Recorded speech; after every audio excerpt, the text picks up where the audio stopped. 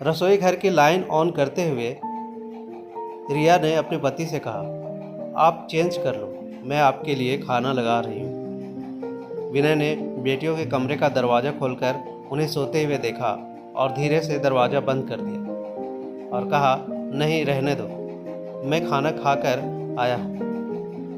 रिया और विनय की 8 वर्षीय जुड़वा बेटियां हैं, कोमल और पूजा। विनय एक सरकारी बैंक में मैनेजर है और रिया अपना खुद का सैलून चलाती है।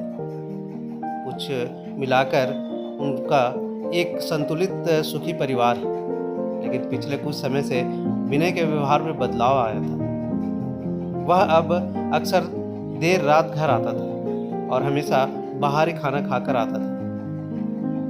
शुरुआत में रिया ने इसे विनय की व्यवस्था और जिम्मेदारी का हिस्सा समझकर कुछ नहीं कहा, लेकिन पिछली होली पर बैंक की पार्टी में एक खबर रिया के कानों में पड़ी कि विनय का अपनी एक क्लाइंट संध्या के साथ अफेयर चल रहा है।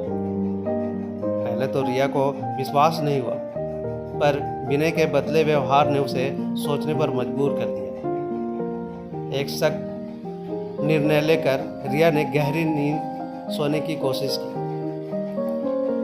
सुबह पूजा कोमल के स्कूल और विनय के दफ्तर जाने के बाद रिया विनय की उसी क्लाइंट संध्या के घर पहुंची।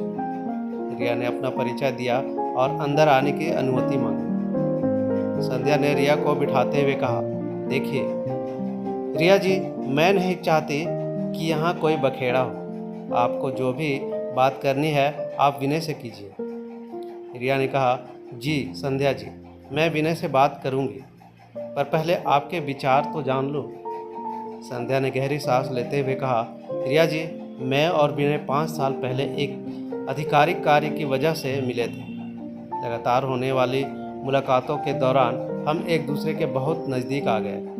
मुझे नहीं पता था कि विनय विवाहित है। समय बीतने के साथ हमें यह महसूस हुआ कि हम एक दूसरे के बिना नहीं रह पाएंगे, तो मैंने विनय पर शादी का दबाव बनाया। तब उन्होंने अपने विवाहित होने की बात मुझे बताई।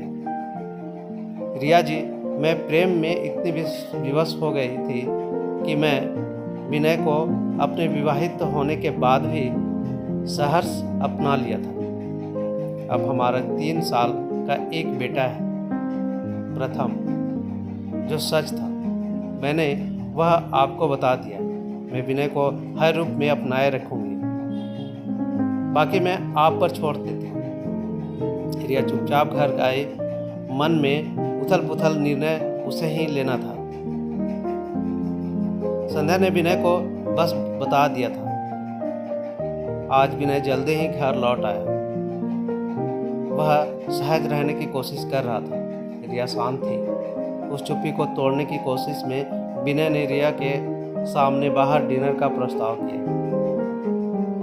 रिया ने स्पष्ट शब्दों में कहा, विनय, आज का डिनर तुम्हारी पसंद पर निर्भर करता है। जाहिर है तुमको मालूम है कि मैं सच जान चुकी हूँ। फैसला तुम्हें लेना है कि तुम्हें उसके साथ रहना है या मेरे बच्चे के साथ। विनय हकलाते हुए बोला, रिया, तुम जानती हो कि मैं तुम्हें और अपनी बच्चियों को भी नहीं छोड़ सकता और ना ही संध्या और प्रथम के बिना रह सकता हूँ। मुझे अपनी ज़िंदगी में तुम दोनों चाहिए। रिया ने दृढ़ता से कहा, तो फिर तय रहा। तुम अपनी ज़िंदगी में मुझे भी चाहते हो और संध्या को भी चाहते हो, लेकिन विनय, मैं तुम्हारे बिना रह सकती हूँ। मैं नहीं चाहती कि तुम्हारी कमजोरी के कारण 2 घर बिखर जाए।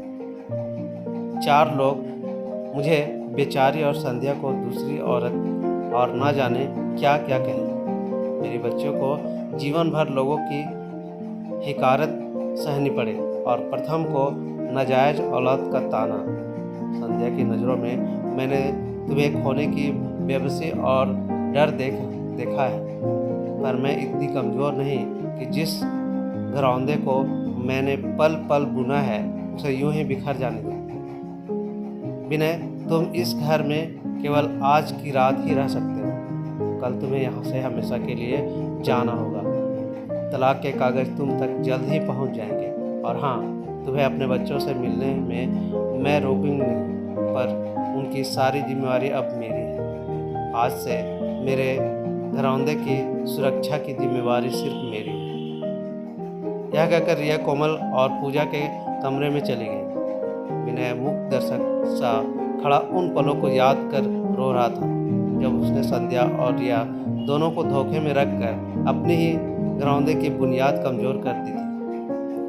रिया की कहानी हमें यह सिखाती है कि आत्मसम्मान और आत्मनिर्भर सबसे महत्वपूर्ण है। किसी भी स्थिति में हमें अपने आत्मसम्मान और परिवार की सुरक्षा के लिए खड़ा होना चाहिए। रिश्तों में ईमानदारी और विश्वास की अहमियत को समझना और उसे बनाए रखना जरूरी है। इस कहानी से समाज को यह सीख मिलती है कि जब हम अपनी जिम्मेदारियों को समझते हैं और सही निर्णय लेते हैं तो हम अपने परिवार और समाज के लिए एक मजबूत उदाहरण बन सकते हैं।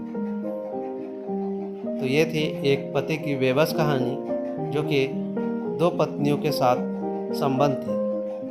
कैसे लगे अपने दोस्तों के साथ शेयर कीजिए और साथ ही साथ चैनल पर नए हैं तो सब्सक्राइब भी कीजिए। मिलते हैं एक ऐसे ही नई कहानी में, तब तक के लिए धन्यवाद।